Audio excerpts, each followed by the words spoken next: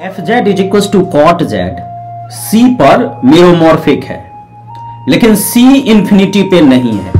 क्यों भाई? Essential singularity से क्या रिश्ता है मेरोमॉर्फिक फंक्शन का? किताब में तरह तरह की बातें हैं, लेकिन वह एक लाइन क्या है जिससे कि मेरोमॉर्फिक होने या नहीं होने का पता चलता है?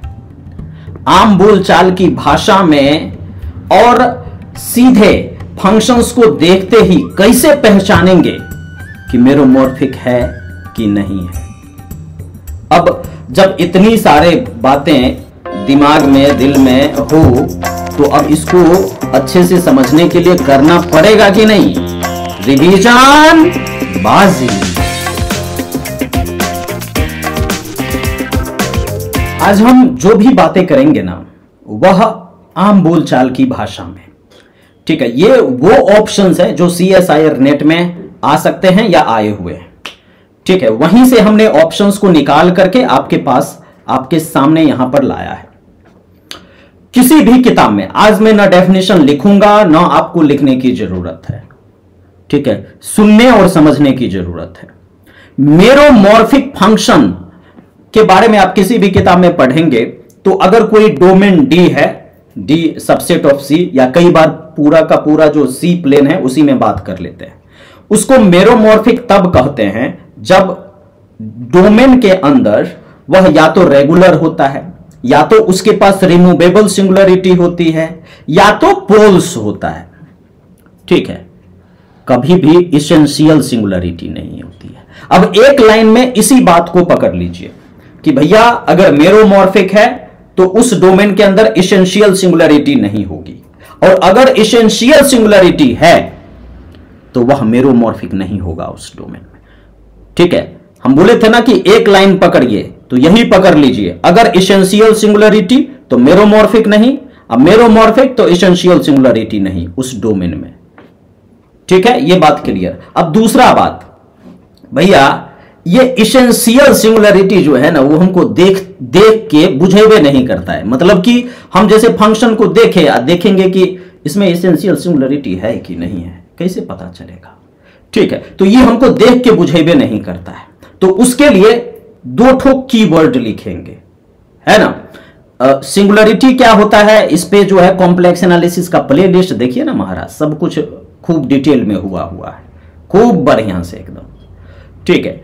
आप प्ले लिस्ट देखिए हमारे ही YouTube चैनल का। खैर छोड़िए, अब यहां पे जो है इसेंशियल सिंगुलरिटी की बात, एकदम क्लियर कट विजुअलाइजेशन होगा। इसेंशियल सिंगुलरिटी, इसको रिकॉग्नाइज करने का बहुत सारा तरीका है, ठीक है? वो प्रिंसिपल पार्ट और क्या कहते हैं, वो जो लॉरेंट सीरीज एक्सपेंशन से, उससे एक चीज है, लिमिट वाला भी डेफिनेशन है। लेकिन आज हम थोड़ा सा सीक्वेंस के रूप में चीजों को देखना चाहते हैं, तो आप कहिएगा अच्छा ठीक है दिखाइए।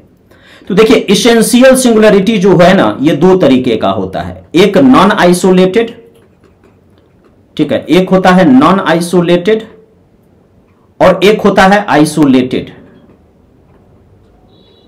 इसेंशियल सिंगुलरिटी, ठीक है? ये ESS करके इसे डॉट लिख दिए, तो इसका मतलब इसेंशियल समझिएगा, ठीक है? नॉन आइसोलेटेड इसेंशियल सिंगुलरिटी, ठीक है? एक लाइन याद रख लीजिए, नॉन आइसोलेटेड इसेंशियल सिंगुलरिटी का मतलब है लिमिट पॉइंट ऑफ पोल्स। कहिएगा कि भाई ये भी हमारा हो गया गोल। जैसे ही हम बोले कि लिमिट पॉइंट्स ऑफ पोल, तो कहिएगा कि ये कॉन्सेप्ट भी हो गया गोल। लिमिट पॉइंट्स ऑफ पोल्स, अभी एग्जांपल से एकदम क्लियर होगा। लिमिट पॉइंट के लिए एक चीज दिमाग में रखिए कि अगर किसी सेट के लिमिट पॉइंट की बात करते हैं ना, इसका मतलब है कि उस सेट या उस सीक्वेंस का इनफाइनाइटली मेनी टर्म्स उस लिमिट पॉइंट के किसी भी नेबरहुड में अकुमुलेट हो चुका है, ठीक है? अभी एग्जांपल से एकदम क्लियर होगा। तो लिमिट पॉइंट ऑफ पोल्स अगर होगा तो उसको नॉन आइसोलेटेड इसेंशियल सिंगुलरिटी कहेंगे। आइसोलेटेड इसेंशियल सिंगुलरिटी मतलब क्या हुआ? Limit points of zeros of functions, ठीक है? जो गिवन फंक्शन है उसमें f ऑफ z को जीरो करके जो z निकलेगा उसको जीरो जो फंक्शन कहेंगे, और उसका जो लिमिट पॉइंट होगा उसको आइसोलेटेड इसेंशियल सिंगुलरिटी कहते हैं। पोल्स जो कि जनरली डिनोमिनेटर को 0 करके प्राप्त किया जाता है, अगर लिमिट पॉइंट ऑफ पोल्स रहा तो उसको नॉन आइसोलेटेड एसेंशियल सिंगुलरिटी कहेंगे। अब इस सारे टर्मिनोलॉजी को आइए समझते हैं इस एग्जाम्पल के माध्यम से। f of z is equal to cot z, ठीक है। तो f of z is equal to cot z, पहले इसको थोड़ा कायदे से लिख लीजिए। f of z is equal to cot z, कहिएगा कि चलो भाई कायदे से, तो इससे बढ़िया और क्या लिखें। कॉट z को आप लोग लिखते हैं cos z upon sine z, लिखते हैं कि नहीं। अब यहां पर इसके अगर हम पोल्स निकालेंगे तो आपको पता है इसके पोल्स निकालने के लिए साइन z को 0 करना पड़ेगा, और साइन z बराबर 0, और 0 बराबर क्या होता है साइन n पाई, क्लास 11th या 12th जिसमें कि जनरल सॉल्यूशन हम लोग पढ़ते थे ट्रिगोनोमेट्री में, साइन n पाई बराबर 0। तो यहां से आ गया z is equal to n pi, जहां पे n belongs to set of integers. तो अब यहां पर देखिए z is equal to n pi है, ठीक है। ये सब के सब क्या है पोल्स।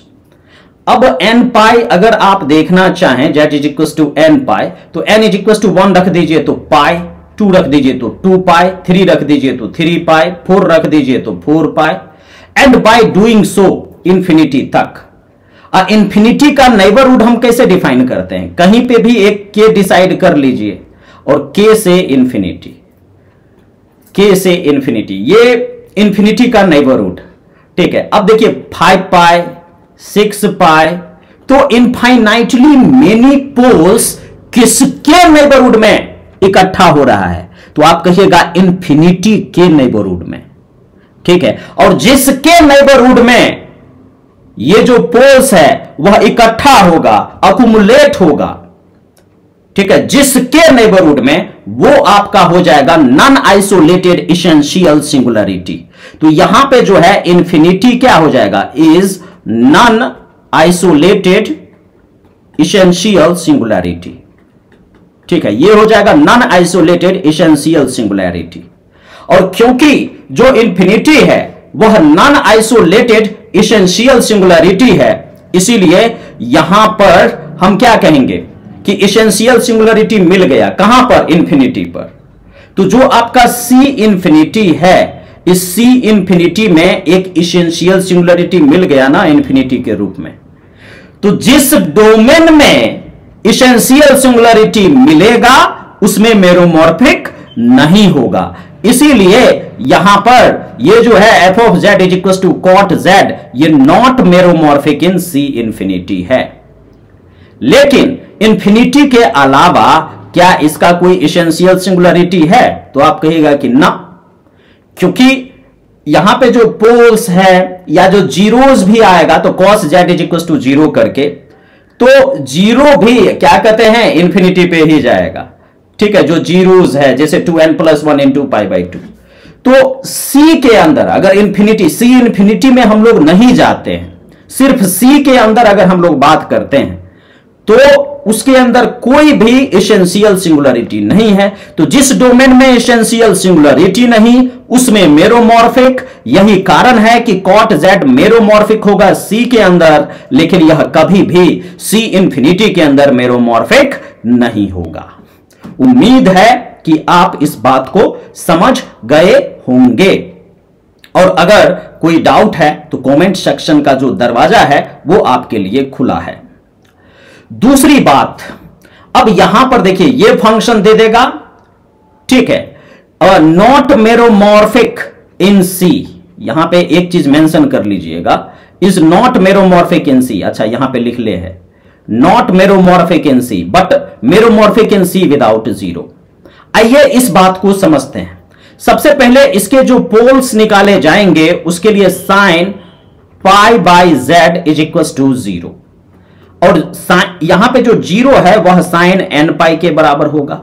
अब क्या करेंगे, ये जो π/z है यह n पाई के बराबर हो जाएगा, तो यहां से हो जाएगा π/z is equal to n pi, ठीक है। तो पाई से पाई कैंसिल, तो यहां से हो जाएगा 1/z is equal to n, यानी कि z is equal to 1/n, जहां पे आपका जो n है ये सेट ऑफ इंटीजर्स, ठीक है। तो यहां पे z is equal to 1/n ये आपको मिला। ये क्या है, यह पोल्स है, और यह जो पोल है इसका लिमिट पॉइंट क्या होगा? लिमिट पॉइंट वह पॉइंट होता है, ठीक है, जिसके नेबरहुड में इस 1/n सीक्वेंस के इनफाइनाइटली मेनी पॉइंट्स होंगे। तो जीरो ही होगा ना, 1/n तो जीरो पे अप्रोच करता है, तो जीरो के किसी भी नेबरहुड में infinitely many points of this sequence होगा, है ना। तो इसीलिए यहां पे जो लिमिट पॉइंट है वो जीरो हो जाएगा। और लिमिट पॉइंट किसका? तो पोल्स का। इसीलिए ये क्या? तो नॉन आइसोलेटेड एसेंशियल सिंगुलैरिटी, ठीक है। अब आइसोलेटेड हो या नॉन आइसोलेटेड हो, लेकिन अगर एसेंशियल सिंगुलैरिटी हो गया उस डोमेन के अंदर, तो वह फिर क्या हो जाएगा? मेरोमॉर्फिक नहीं होगा। यही कारण है कि 1/sin π/z यह C पर मेरोमॉर्फिक नहीं है, लेकिन जब उस C में से जीरो को हटा देंगे, वह उस पॉइंट को हटा देंगे जहां पे एसेंशियल सिंगुलैरिटी हो जाता था, तो फिर मेरोमॉर्फिक को कोई दिक्कत नहीं है। यही कारण है कि यह जो फंक्शन है यह C के अंदर मेरोमॉर्फिक नहीं है, लेकिन C विदाउट जीरो के अंदर मेरोमॉर्फिक हो जाएगा। अब अगला जो सवाल है उसके लिए भी यहां पे कोई दिक्कत की बात नहीं है। 1/cos 1/πz है, तो यहां पे cos 1/πz is equals to zero करेंगे पोल्स फाइंड आउट करने के लिए। तो पोल्स फाइंड आउट करने के लिए इसको जीरो करेंगे तो ये हो जाएगा cos 2n + 1 × π/2। अब यहां से 1/πz और 2n + 1 × π/2 इस दोनों को जब हम इक्वेट करते हैं तो हमें क्या मिलता है? मिलता है 1/πz इज इक्वल्स टू क्या? 2n + 1 × क्या? π/2, ठीक है। ये थोड़ा ज्यादा ही वाइट हो गया ये π/2, ठीक है। तो अब यहां से आप अगर πz की बात करेंगे तो πz बराबर क्या हो जाएगा? 2/2n + 1 × π, है ना। तो अब यहां से z बराबर क्या आ जाएगा? ठीक है, z इज इक्वल टू क्या हो जाएगा? 1/2n + 1 × π²। थोड़ा कैलकुलेशन देख लीजिएगा, ठीक है। अब अगर n इंफिनिटी पे जाएगा तो ये जीरो पे चला जाएगा, as n tends to infinity. तो निश्चित तौर पे एक बार फिर से आप देखेंगे कि ये सब के सब आपके क्या आ गए? पोल्स आ गए। और ये कहां पे जा रहा है? जीरो पे। तो जीरो क्या हो जाएगा? इन पोल्स का लिमिट पॉइंट, यानी कि ये एसेंशियल सिंगुलैरिटी। और एसेंशियल सिंगुलैरिटी जिस डोमेन के अंदर होगा उस डोमेन पे कभी मेरोमॉर्फिक नहीं होगा। इसीलिए 1/cos 1/πz मेरोमॉर्फिक नहीं होगा C के अंदर, लेकिन अगर उसमें से उस पॉइंट को हटा दें जहां पे एसेंशियल सिंगुलैरिटी था, तो C विदाउट जीरो पे ये मेरोमॉर्फिक हो जाएगा। कहीं पे कोई डाउट हो तो निश्चित तौर पे आप हमें कमेंट कर सकते हैं। अगला जो सवाल है, इस सवाल का जो आंसर है उसको आप कमेंट सेक्शन में लिखें और बताएं कि क्या यह C के अंदर मेरोमॉर्फिक है या नहीं है।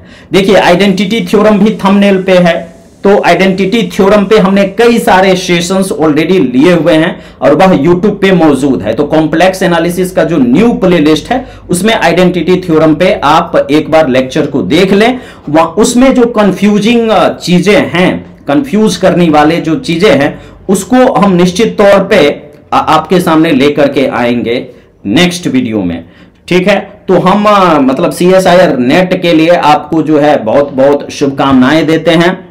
और जिस तरीके से रिवीजन बाजी चल रहा है उसी तरीके से हम कॉन्सेप्ट बाजी लेकर के आने वाले हैं, जिसमें कि पूरे डिटेल में सब कुछ पढ़ाएं लाइव।